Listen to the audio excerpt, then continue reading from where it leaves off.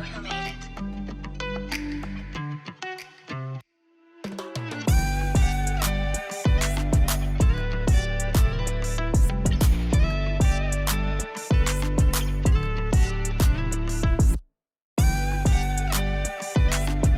my name is Catherine Bell, and I'm the Director of the ESG and Climate Services team at RSM in Perth.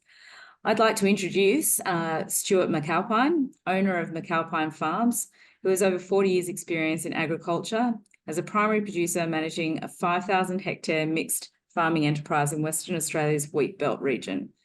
Stuart has a passion for long-term sustainability in food production and brings a huge amount of enthusiasm, energy, and big picture thinking to any discussion about the future of Australia's agricultural industry.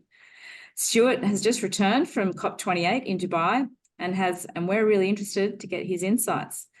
So welcome, Stuart, and thank you for spending a bit of time with us. And so we'd just be really keen to learn a little bit more about your role, a bit about your background, and what was it that led you to be sitting on a panel at COP28 in Dubai last week? Yeah, so I suppose it's a culmination of lots of relationships over the years, and I guess in particular the Common Land Foundation through my involvement with wide open agriculture and dirty clean food.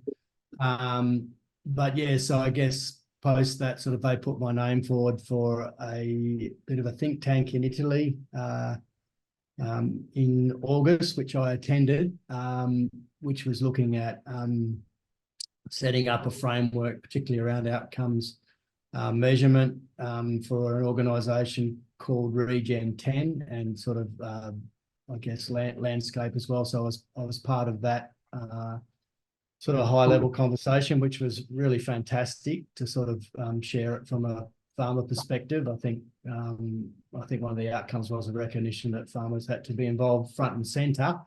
And then I guess from that relationship, I was invited through the Meridian Institute, who were sort of initially running Regen 10, or still do.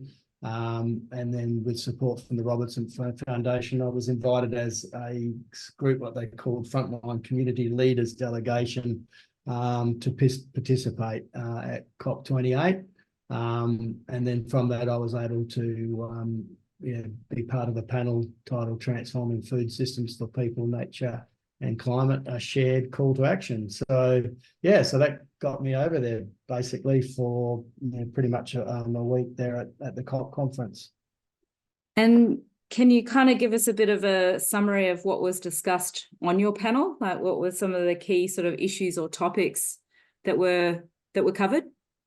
Yeah, so they were pretty. So there was a mix of people there, and obviously we were asked specific questions, but I guess if I sort of summarise a lot of the language, I think because it was the first time that food was included specifically in COP. So the session I was at was there was a call for action, so a sort of statement that was signed by a lot of people sort of around food production. And as we were talking about early before we started this interview, I think, the hidden sort of social, economic and environmental costs associated with agriculture have been sort of estimated at somewhere between 10 and $15 trillion annually, probably around the $12 million mark. So, and agriculture or food systems, I should say, is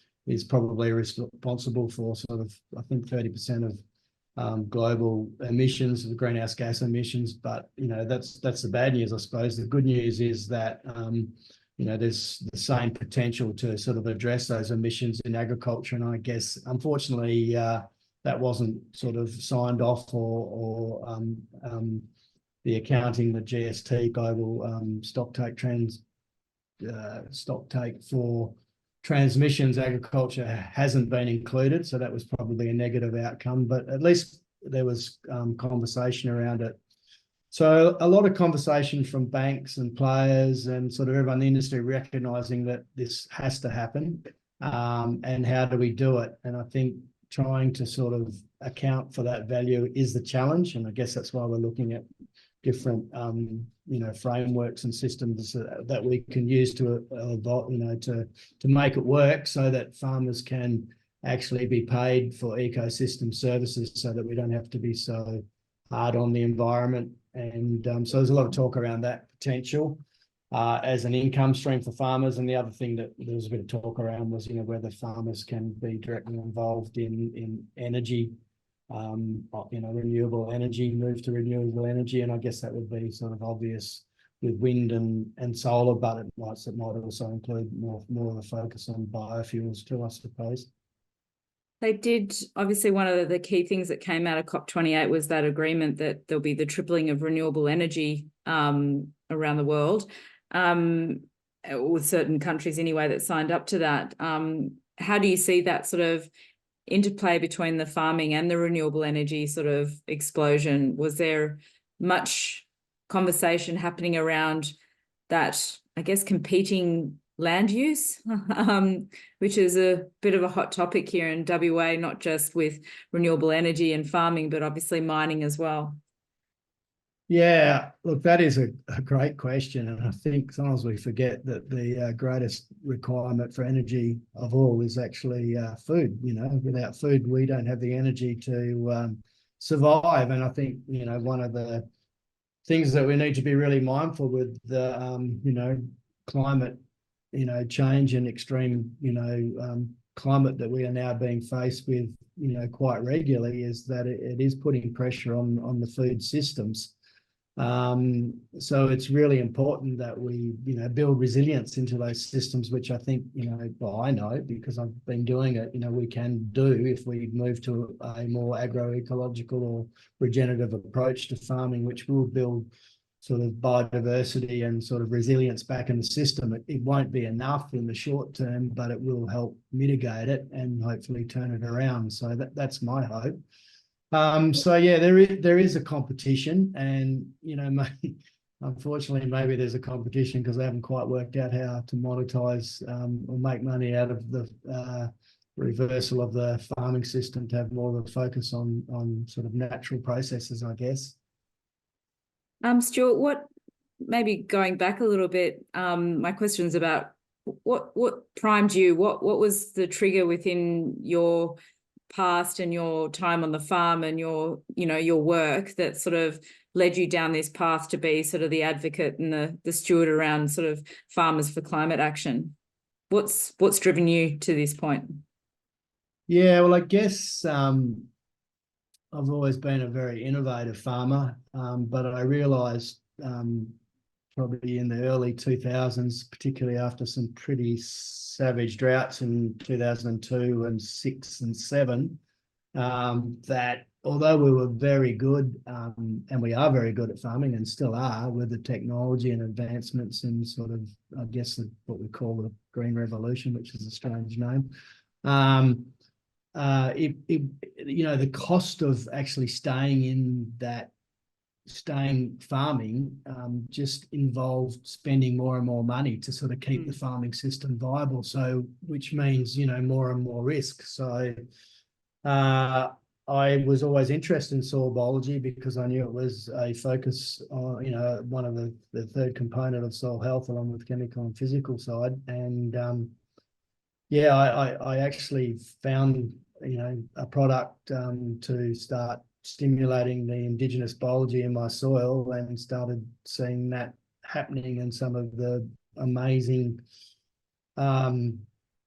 benefits from that to my soils on my farm, and in turn to the plants and animals that grazed on it. So, and how efficient those systems were. And look, I'm still learning a lot about that, but I firmly believe if we get our soils healthy, then we get healthy plants, healthy animals, healthy ecosystems, and healthy transference to us as humans as well. So that's my passion, and I know we can do it. So it's just a matter of being part of that conversation now that I've done a lot of the research around that.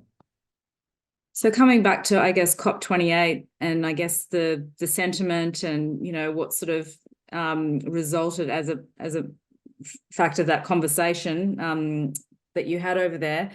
How do you see Australia placed in terms of Australian farming adapting to the challenges of climate change, emissions reduction? Do you see us, has it put us in a better position, do you think? Do you think that the narrative is moving along fast enough, or do you think the innovation or willingness is there to move? Where do you see us at? Yeah, I think, I mean, we've always been very innovative, and we certainly do have some innovative farmers and practitioners across Australia that have moved to these systems, you know, albeit without much support from traditional funding streams to sort of help do that. So it's, you know, it hasn't been easy, and it's, you know, we've been a bit isolated as well. Not so much now. You know, the mood is definitely changing.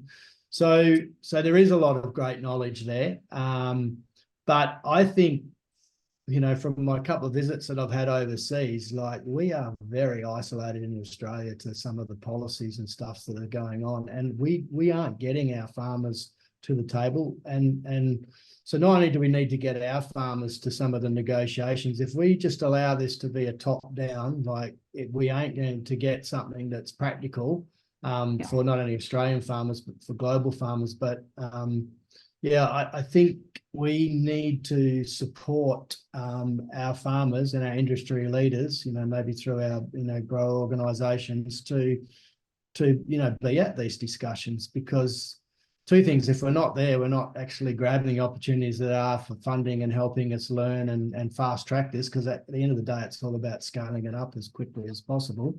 Otherwise, you know, we may see some, you know, huge problems that around food security, I believe. I don't think that needs to happen.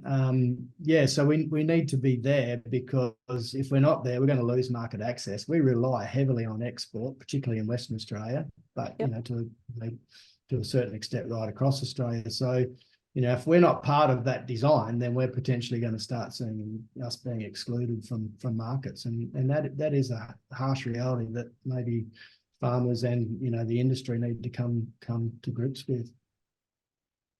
Yeah, and it seems to be moving at such a speed, and then, you know, not, I guess, having people sort of making decisions at the top level without actually understanding the complexities of what needs to actually happen on the ground. And this is, I think, is quite synonymous with many other industries we talk to as well, in terms of those challenges of decarbonising and, you know, obviously, moving forward.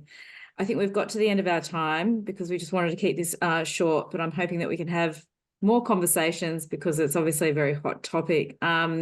So my last question was around, because we are at the end of the year, do you have any New Year's resolutions?